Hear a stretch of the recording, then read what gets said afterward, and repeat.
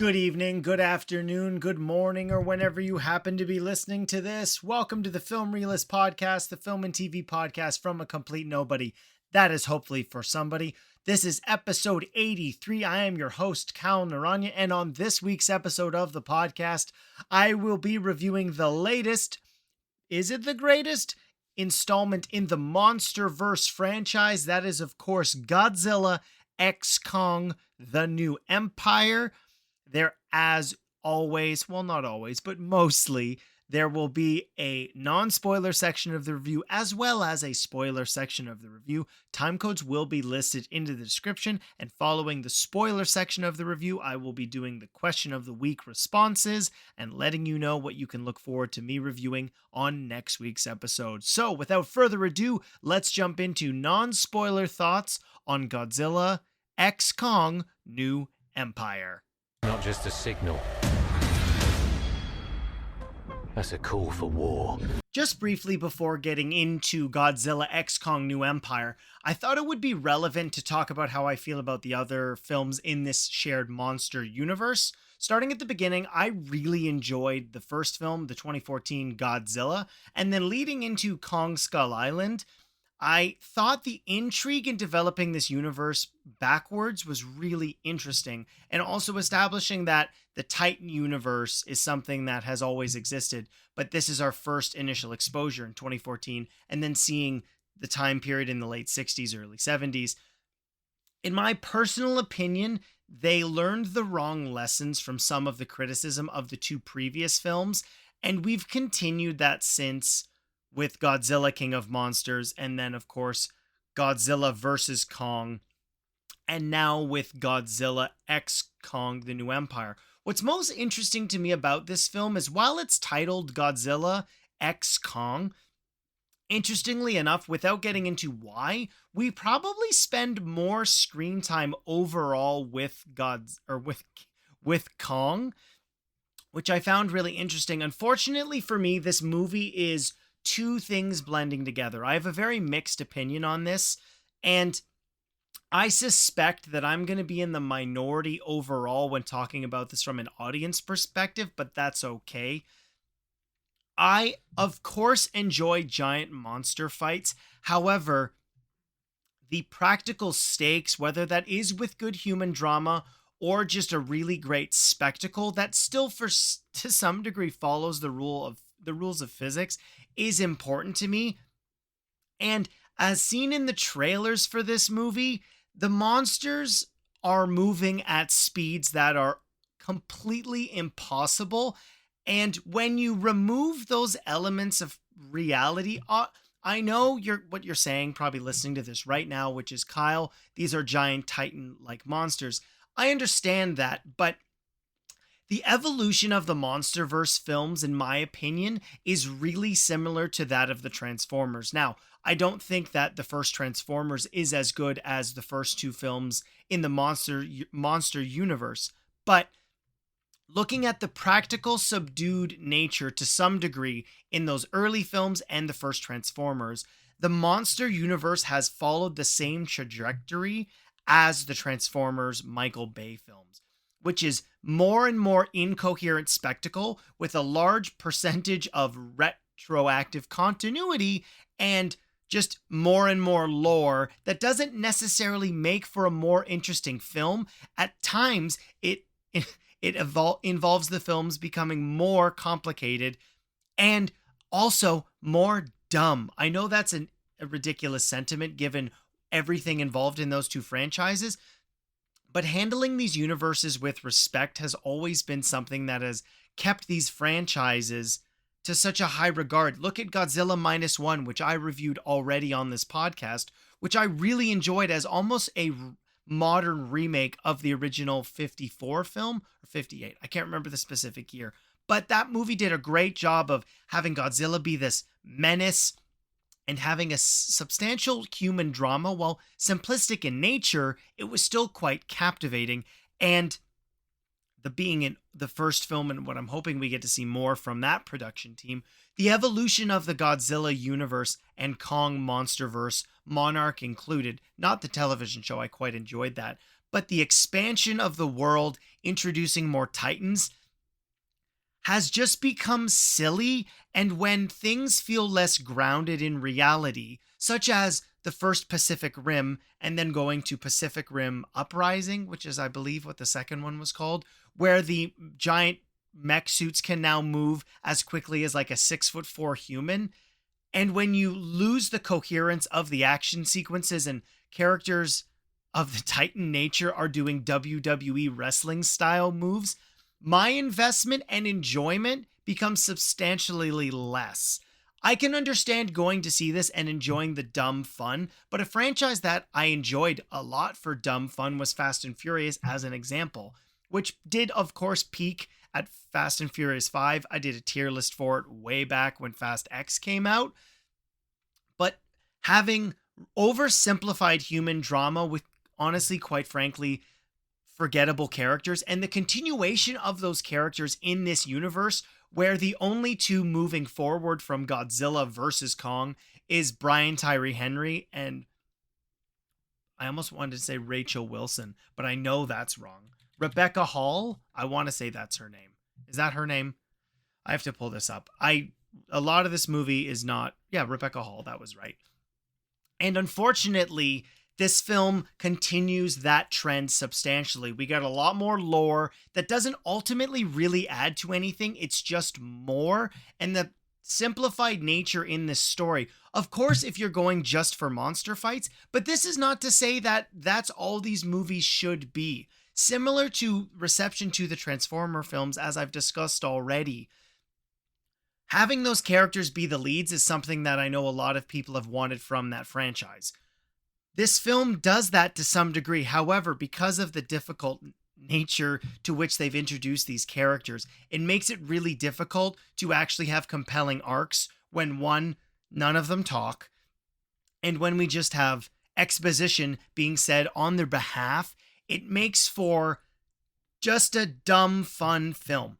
And that's where I'm mixed on this. Clearly the audience that went to see this with me, really not in terms of people that I knew personally, enjoyed the heck out of it. It is big spectacle. However, as I've said, I think the overall spectacle becomes incoherent and just quite frankly ridiculous when you have a level of destruction that people complained about in something like Man of Steel. And while I understand the Titans are not supposed to be functioning as heroes to that of Superman's level, the climax of this film, millions of people would have died, and the consistent destruction of the world in the MonsterVerse, I do not understand why there is some acceptance of their existence when continually in each of these installments there are continent level ending events that just continually happen, and we just keep moving forward in terms of the research division. A lack of character continuity for me really also affects my investment, where we've had different leads in every film. Not that I wanted the characters from Godzilla vs. Kong to come back, with Millie Bobby Brown and Kyle Chandler being the other people who continued forward from Godzilla King of Monsters. But personally, for me, the biggest issue was this film just felt like an epilogue to a franchise that didn't know it was going to have anymore. If you follow the production at all of Godzilla vs. Kong, that film was moving into production as Godzilla King of Monsters was coming out. And they didn't expect to make any more. And ironically, with a simultaneous release on HBO Max and theaters at the time, it wound up being financially successful, thus moving forward into creating another film. I don't think the antagonist is nearly as interesting. Well, this is actually, you know what? I'm going to stop there. Neither antagonist in either of those films is interesting. What works for Godzilla vs. Kong, even though it's a film I don't really enjoy, is that at least it is a versus film between Godzilla and Kong, and ultimately there is a winner. But this film is just more, And as somebody who's not a fan of WWE, follows the exact same character relationships and dynamics you would likely see in this. The sound clip you're going to hear that leads into the spoilers later on is an example of that, where we have these two massive leads that can't really communicate whether they are verbally or not. And the exploration of the lore is just more. The science of Hollow Earth is not continued, nor does it make any sense at all. And as I was watching it, the script, in terms of moving the plot forward or any twist to some degree, just feels like, but what if this? Oh, we're going to do this, but what if this? And again, a similar criticism I have with Fast and Furious, which is simplicity can be a benefit. However, those things need to be executed on the highest level. And the effectiveness of these monster fights is just there in front of you. I felt like it washes over quite quickly because there are a number of them, and the human relationships are so minimal at best. I made a joke in my trailer reactions. Make sure you're following the Instagram or the TikTok if you want to watch those in full. YouTube Shorts, I have to cut them up into pieces. But the relationship between Rebecca Hall and her daughter is just sort of, it's almost laughable, the quote unquote development that happens between them and the exploration of her people without getting into spoilers. A character comes back that I didn't think would be possible given where we saw them last, but these movies are so easily forgettable that they follow the same track as Transformers, where we just keep doing, I wouldn't say that the retroactive continuity is as aggressive as Transformers, but we just keep adding more to it without it be feeling like a more developed world. It just feels like a but more. And I don't think that's enough. I can understand that these movies work well for big spectacle, but if this is the thing you want to go see on the big screen, I think similar to me, it might wash over you quite quickly. But if you're just going for complete nothing entertainment value, it's probably going to offer that. And unfortunately, that really didn't work for me. I know that the audience score for this on Rotten Tomatoes is much higher than the critics score, but I have to say for this time, I really do sit with the critics on my negative opinion of the actual film as a whole. It's more of this universe with well executed special effects, with dialogue that is comical at times and caricatures of characters that you've seen in other places. And they're referenced as characters you've seen in other places. Unfortunately, this is probably going to lead to another film. A trilogy of Godzilla Kong movies is not something I expected we would ever get, but that's what happens, I guess, when these films are successful, similar to a lot of other franchises. So it took 3 more Transformer films for that universe to end. Or 4. It took 4 more. No, not even, I guess. We got 2 in a rebooted universe. But who knows? Maybe I'm in the minority on this, but that's okay. I can explain more intricate details when it comes to the story and the plot, jumping into spoilers. So that'll do it for my non-spoiler review of Godzilla X Kong: The New Empire. If you don't want to be spoiled, jump into questions of the week, and you can hear what I'm talking about next week. But if you're following along, let's get into spoilers. They don't have to like each other. They just have to work together. All right, we're in full spoilers now for Godzilla X Kong: New Empire, so let's get into it. Yikes. Okay, so one of my biggest issues with the film that I guess I couldn't really talk about is that we spend so much time with Kong in Hollow Earth. One, there's a base on Hollow Earth, and did these people sign a waiver that they were going to accept aging rapidly?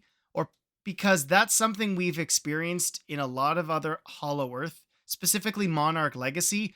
I don't know if Matt Shankman was talking to these people. Not Matt Shankman. Who worked on that show. I have to look up the person. Legacy of Monsters. What was your name?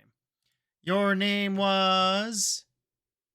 What was your name? Oh, Matt Fraction, who worked on that show. And so there's that element where we now have like all these bases all over Earth, which is really interesting. However, or not Hollow Earth. But because we follow Kong so much and a substantial amount of the action takes place in Hollow Earth, the scale for Kong means nothing when he's down there. Everything is about his size, but for for a complete lack of context, he could be the size of a regular gorilla. And we get to see the execution of his intelligence at times with booby traps and whatnot, but there's a lot of scenes with non-dialogue because he runs into a sub-hollow Earth with all these other Kongs and orangutans, which is where the new bad guy is. The orangutan with the vertebra whip, which is a cool thing, but in terms of tools and how he's able to control, I believe it's Shima, the ice dragon in the Titan that was teased in one of the clips that I was unaware of, because when it comes to the Toho monsters, it's just not something that I have a huge knowledge base on. And so that part sucks for me because it's a Titan. You want to get to see the scale and understand the scope and significance of when these things go to war. And also, we see a lot of nonverbal communication. We know that Kong speaks some level of ASL, but of course, the creatures living in Hollow Earth wouldn't be able to.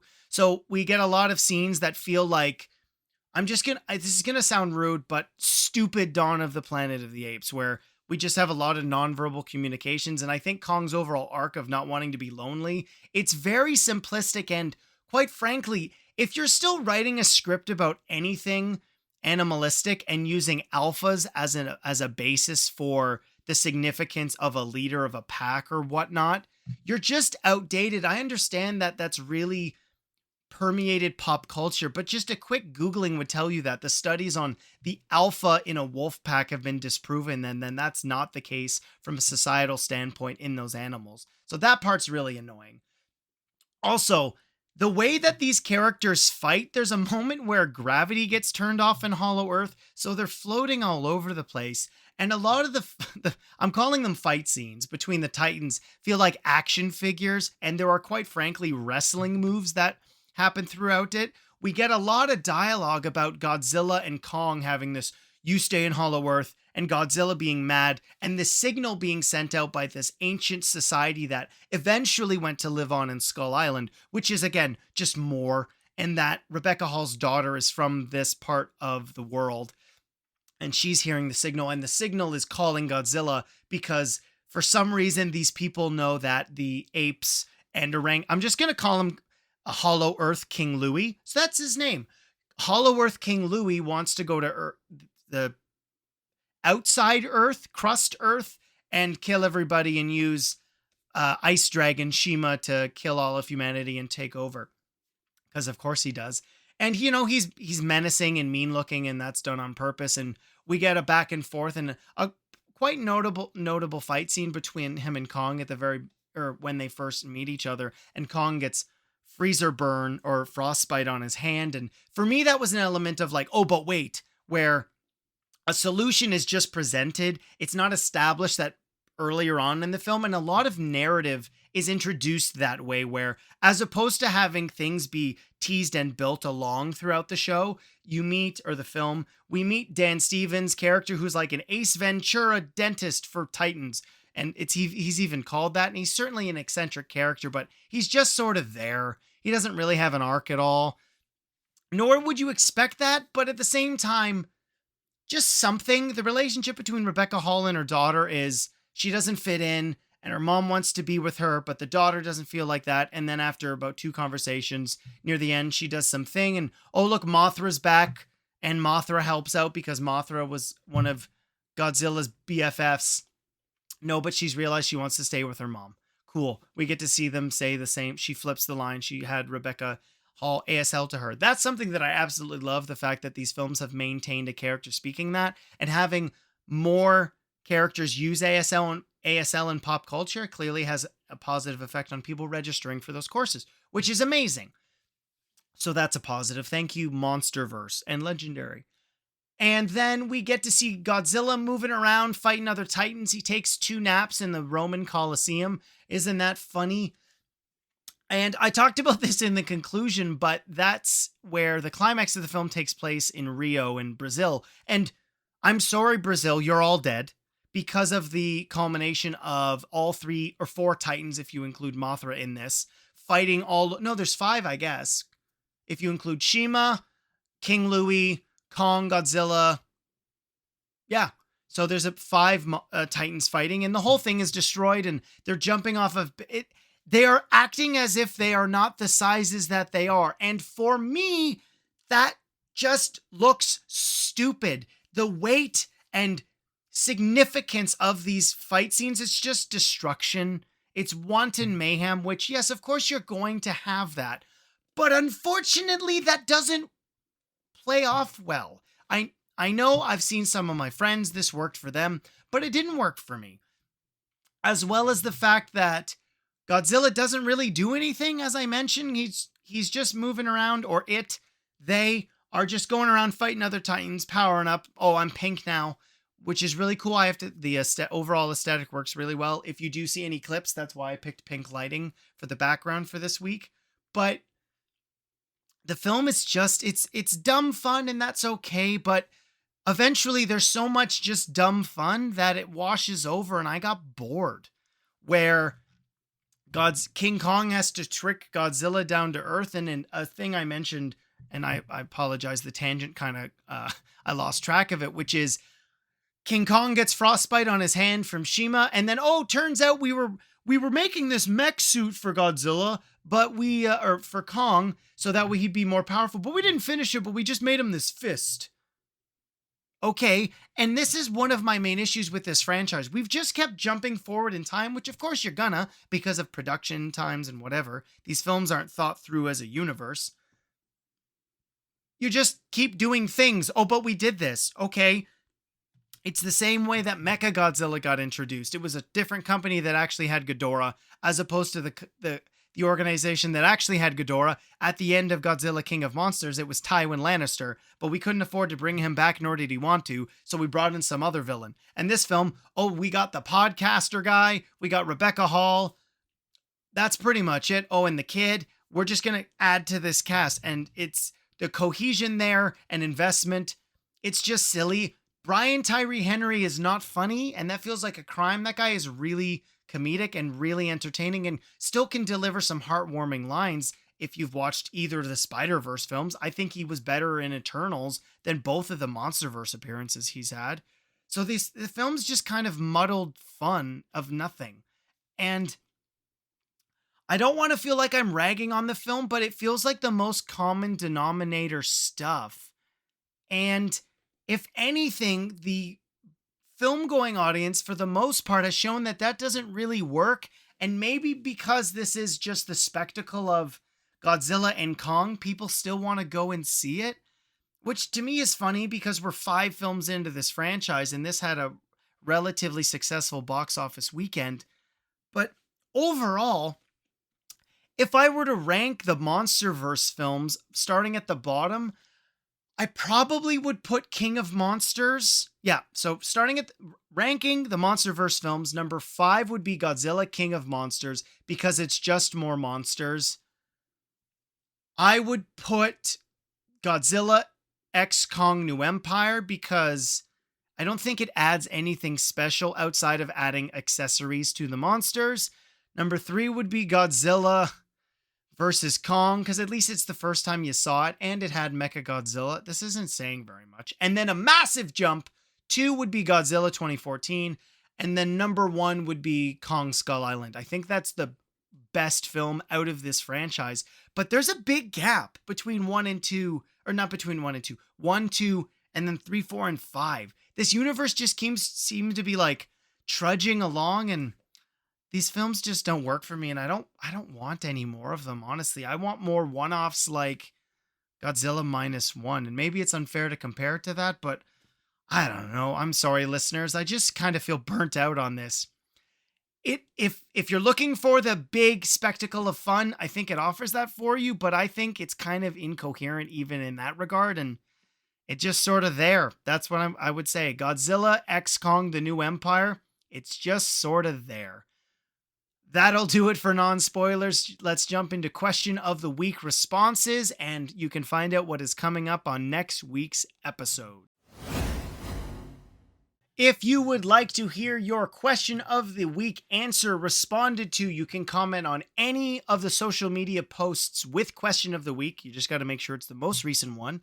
You can answer on Spotify. You got to go to the most recent episode of the podcast, or you can email the podcast the week of. Just make sure it's in by Saturday of that week. This week's question was, what was your favorite animated series growing up? We got a bunch of answers, so let's react to them.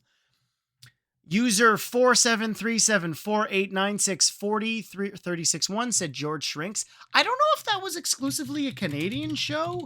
Let me look that up. I feel like it was, but I really did like that show. No, it was PBS, so it would have aired in America as well.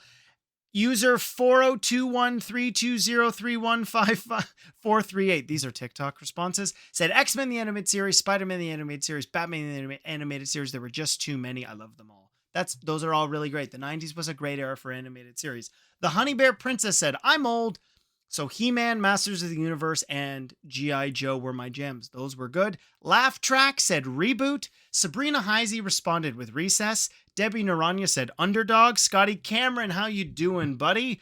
Said The Batman. I made sure to catch new episodes every Saturday morning. Legions of Superheroes, Spectacular Spider-Man, the best Spider-Man show of all time.